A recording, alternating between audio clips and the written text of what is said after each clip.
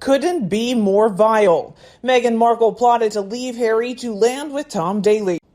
I have to say that I am not that interested in the Olympic Games anymore as I used to be in the past, Mr. Michael DeWord said to us. However, I was really delighted when Tom Daley and Maddie Lee won the 10-meter synchronized diving. Although his career has been very successful, it was Tom's first Olympic gold. I have to admit that since he arrived first on the scene at the age of 14, I have been a bit of a fan. Moreover, since his coming out, he has also become a real gay icon and an example for other gay men. He is married to a TV producer and Oscar winner Lance Black, and they have a son together. More or less by accident, I've discovered some kind of light link between him and Meghan Markle. On Father's Day, she had sent him a copy of her book, The Bench, with a handwritten note in which the Duchess, modest as always, wrote, "Wishing you a happy Father's Day. Please enjoy this copy of the New York Times #1 bestseller, The Bench, from Meghan, the Duchess of Sussex." At first sight, the gift was successful. Tom posted this photo on Instagram, which was spread to the media. But somehow, the action might not have had the effect that Meghan had intended. Although the Express called it a sweet gift, they thought that it was unnecessary to add, "It is clear how and if the former Hollywood actress and Tom know each other closely." No stories about them being good friends, and it is normal to thank for presents that you get. But Tom's reaction sounds a little bit cold. Looking forward to reading this one to Robbie. No thank you or personal remarks about the giver. I don't know how long the post stayed on his Instagram account, but in the meantime, it has disappeared. Tom Daley is a curious choice for a D-list actress living in California. It sounds as though she might have been brought up all the copies published apart from a few bought by the Sugars and sent them to celebrities and known sports people and anyone who she thought might give it a bit of PR. We can only speculate about the reasons, and maybe he simply didn't like the book. Or maybe he had the feeling that Meghan was on the hunt for new celebrity friends and was rather trying to use him. I think that Tom has a busy life with his training and his child, but even he must have heard about the troubled relationship between the Sussexes and the rest of the royal family. Moreover, there is a big contrast with the way he deals with his own son and the invisible Sussex children. Although he prefers not to show the face of his son, he regularly shows pictures of the two of them doing all kinds of things. As a young father, Tom must know that something is wrong when Harry tells that Archie's first word was, "Grandma Diana," or "Baby Lilibet can already sit after a few weeks." She sends it to Tom Daley for the publicity. Chances are he would never have bought it. What, if anything, did she send to her own father, who, until she hooked up with Harry, was her hero, who she praised on her Tig blogs incessantly? I'm not sure she ever praised Doria in the same way. She would have had many spare free copies to send to celebrities in the hopes of getting publicity. That's PR for you. Or maybe he's heard about the bad relationship that Meghan has with her father, Thomas Markle, and doesn't approve of the way she treats him.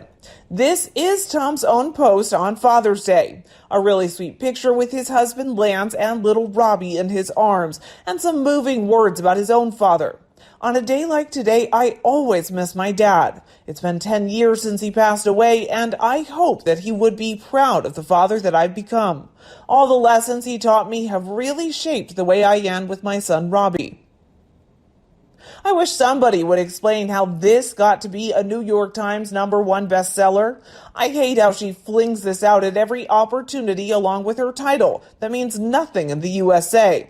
A country that she is unlikely to leave, and a title that acquired not only by her own merits, but by marrying Harry and a member of the family that she refers to as toxic, and that family. Perhaps she bought a number of copies to send out to random people she hardly knows. I suppose it will be the same with the book on well-being that she is supposedly going to write. Meanwhile, here is Miss Deanna Eppers, their view on the royal family in America. She said, "I am fascinated by the British royal family. I have a British neighbor who's been living in America since the 1960s, and she really doesn't care for the theatrics of the royals. I suppose that's all behind her now. I fell for the fake fairy tale when Lady Diana Spencer walked down that red aisle at St. Paul's Cathedral and married her Prince Charming, aka Prince Charles. I don't know, and I didn't know it was a fake. I went on with my life, noticing the baby William and baby Harry, who were added to the royal family tree.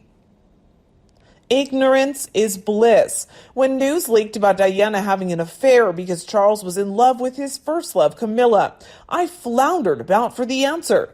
What happened between the wedding and the divorce? Why did 3 of Queen Elizabeth's children divorce? It's more about that being unlucky in love, and they must have felt forced to marry unsuitable partners when the suitable ones were thrown out. Camilla Shand was considered too worldly, meaning not a virgin, and good luck finding one of those in the 1970s. So Prince Charles plucked a virginal 19-year-old out of the aristocracy and married that. I've long followed the sons of Diana and that dear young woman who died at the age of 36 in a terrible car crash. I don't believe the royals wished her dead. Diana could border on melodramatic at times, and what did anyone in the monarchy have to gain by losing the mother of a future king? Nothing. Charles did not want to parent his sons alone, especially when he knew Diana was so well suited to mothering. We knew she doted on her boys. When Diana died, it felt like the world took to watching Princes William and Harry. We wanted to make sure they were safe and happy as they could be in the circumstances, and we wanted them to be successful. When William married Catherine, it felt like true love, and they have 3 beautiful children to add to the world. It's a damn shame that HBO is mocking the royals using the very real Prince George as the main character. Whatever happened to being nice to every child in the world, especially a royal child? It feels almost like the anti-monarchy tentacles of Meghan Markle have reached into HBO and are priming them to hurt William and Catherine's child. Yes, I think Meghan has a long reach. I believe Harry made the worst decision in his life when he married Meghan Markle. I think he's a narcissist who married a much more manipulative narcissist, and together they are creating lots of pain. I don't see the upside that many on the medium see. Meghan doesn't come off as nice. She's reportedly a bully, and she drops people at an alarming rate. Kindness is not in her vocabulary, and as much as I was gunning for the American to make the royal family look good, I wound up disillusioned. It felt like the whole royal stint had been fake and contrived.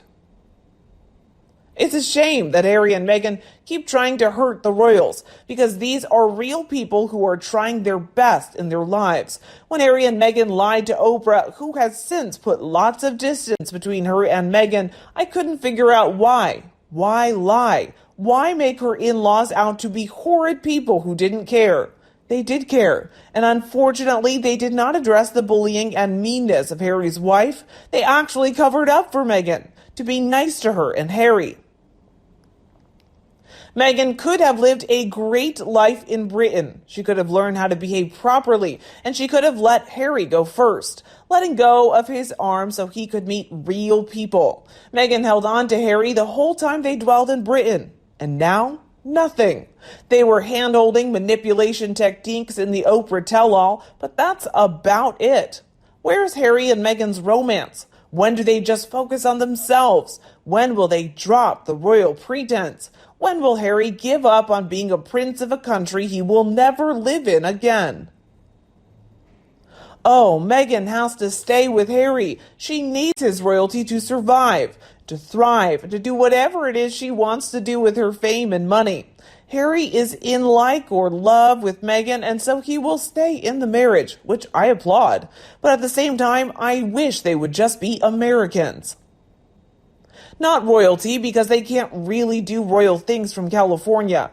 When will the couple leave the monarchy alone and make something of themselves out of who they are now?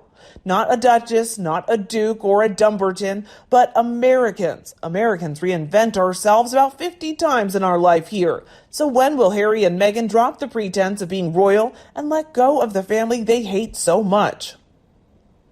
When will Harry and Meghan just stop it? Stop the tell-alls, stop the books, the interviews, the therapy sessions, and the marching off of being royal.